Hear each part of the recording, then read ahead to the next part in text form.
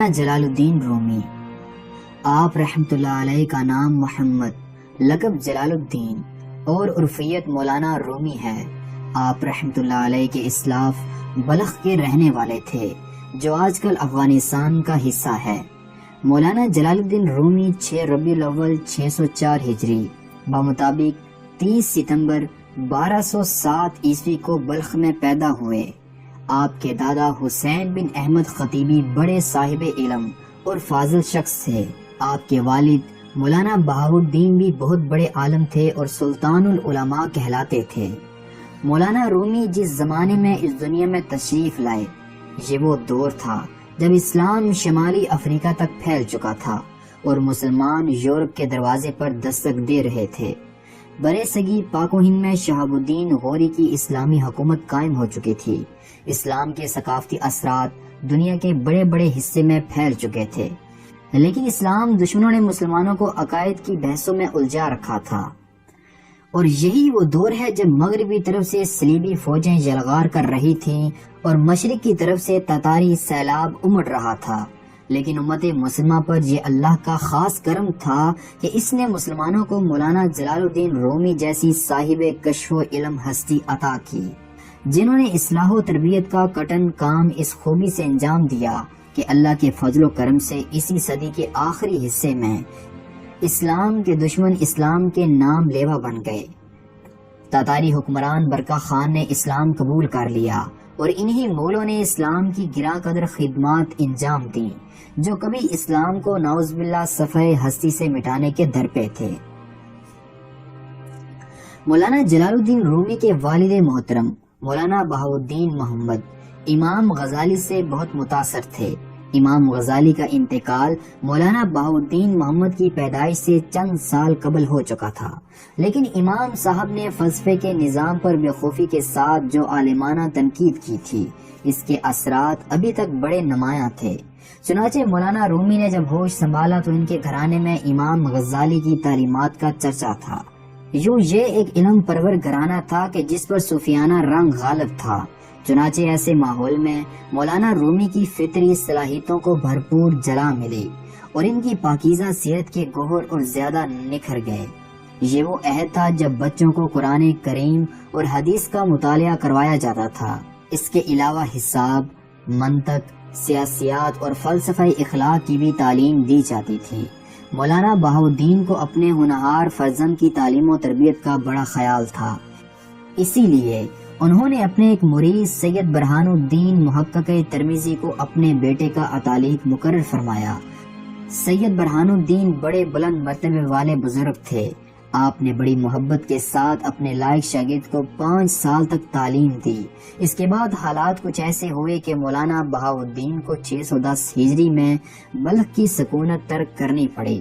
اس کی وجوہات مختلف مورخین نے مختلف بیان کی ہے، لیکن اصل وجہ غالباً یہی تھی کہ آپ کو اس علاقے پر منگولوں کے حملے کا اندیشہ تھا، اور آپ نے اس علاقے کے حکمران محمد شاہ خوارزم کو خبردار بھی کر دیا تھا۔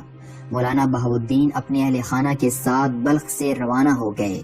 راستے میں آپ جس شہر سے بھی گزرتے آپ کا پرجوش خیر مقدم ہوتا۔ نیشا پور پہنچنے پر آپ مشہور بزرگ شاعر خواجہ فرید الدین عطار سے آپ کی ملاقات ہوئی۔ خواجہ صاحب نے ننھے جلال الدین کو دیکھا تو آپ کے والد مولانا بہاؤالدین سے کہا، اس جوہر کابل سے غافل نہ ہونا۔ یہ کہہ کر آپ نے اپنی کتاب اسرار نامہ ننھے رومی کو مرحمت فرمائی۔ مولانا روم نے اس کتاب کو آخر دم تک عزیز رکھا۔ نیشا پور سے مولانا کے والد اپنے اہل خانہ کو لے کر بغداد پہنچے۔ بغداد میں روم کے سلجوقی حکمران علاؤ الدین کیقباد کے کچھ سفارتکار بھی آئے ہوئے تھے۔ وہ مولانا بہاؤالدین رحمت اللہ علیہ سے مل کر بہت متاثر ہوئے اور انہوں نے واپس جا کر علاؤ الدین کیقباد سے ان کا ذکر کیا۔ مولانا بہاؤالدین بغداد سے مکہ مکرمہ پہنچے، حج بیت اللہ کی سعادت حاصل کی۔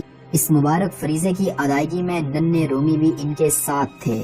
مکہ مکرمہ سے یہ خاندان دمشق اور پھر زنجان چلا گیا۔ زنجان میں فخر الدین بہرام شاہ حکمران تھے جو بڑے علم دوست تھے۔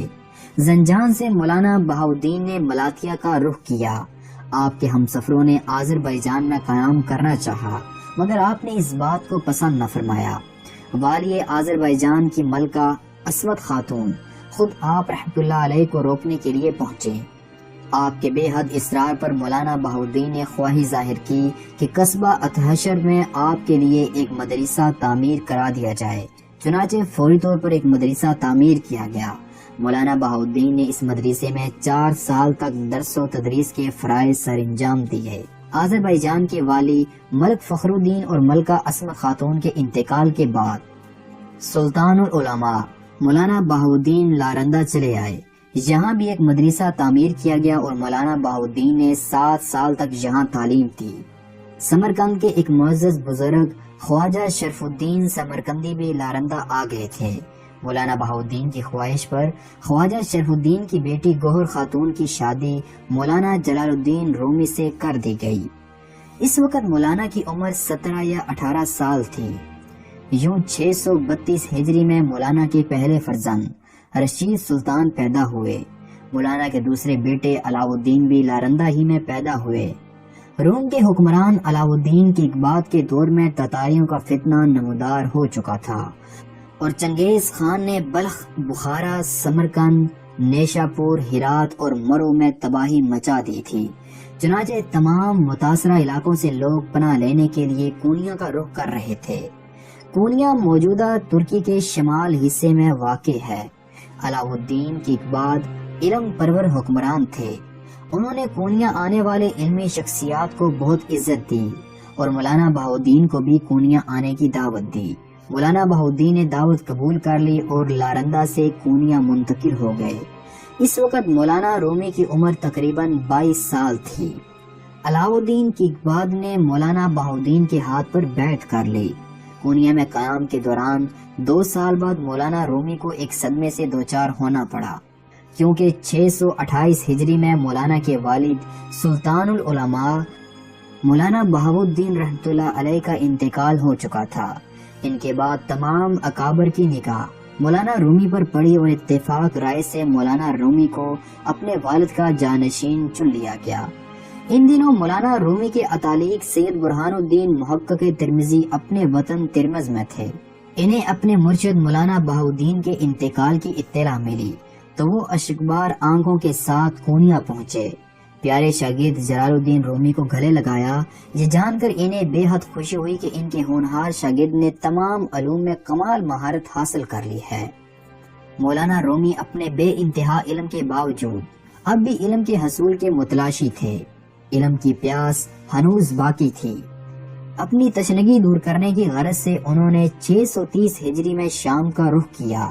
اس زمانے میں دمشق بہت بڑا تعلیمی مرکز تھا۔ مولانا پہلے حلب پہنچے۔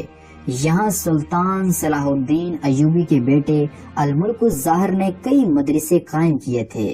مولانا نے مدرسہ حلاویہ میں مولانا کمال الدین ابن ادیم سے علم حاصل کیا۔ دیگر کئی مدارس سے بھی استفادہ کیا۔ پھر حلب سے آپ دمشق پہنچے۔ یہاں بڑے بڑے علماء اکرام درس و تدریس میں مشغول تھے۔ یوں علم حاصل کرنے کے بعد 635 ہجری میں آپ دمشق سے واپس کونیا چلے آئے۔ علاؤ الدین کی اقباط کے اتالیق امیر بدر الدین گہر تاش نے یہاں ایک بڑا مدرسہ تعمیر کیا تھا۔ آپ واپس آ کر اسی مدرسے میں قیام پذیر ہوئے، حالانکہ آپ کو عظیم الشان محلات کی پیشکش کی جا چکی تھی۔ کونیا میں آپ نے درس و تدریس کی ذمہ داری سنبھال لی اور مولانا کے اکثر ساتھی بھی کونیا آ پہنچے۔ اس طرح کونیا علماء کرام کا بڑا مرکز بن گیا۔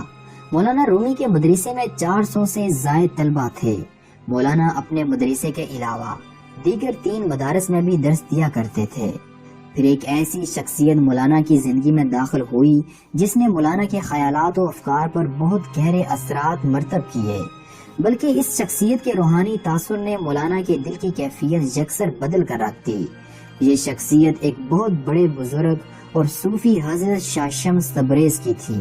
حضرت شمس تبریز کی زبان سے نکلے ہوئے کلمات کو سن کر مولانا رومی پر وجد کی کیفیت طاری ہو گئی اور آپ حضرت شمس تبریز کے مرید ہو گئے۔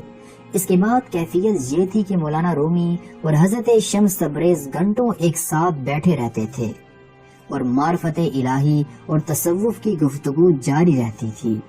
لیکن کچھ ہی عرصے کے بعد 672 ہجری میں مولانا جلال الدین رومی سخت بیمار ہو گئے۔ طبیبوں نے علاج کی بڑی کوشش کی لیکن کامیاب نہ ہو سکے۔ مولانا رومی نے بیماری کے عالم میں مولانا حسام الدین چلپی کو اپنا جانشین مقرر فرمایا۔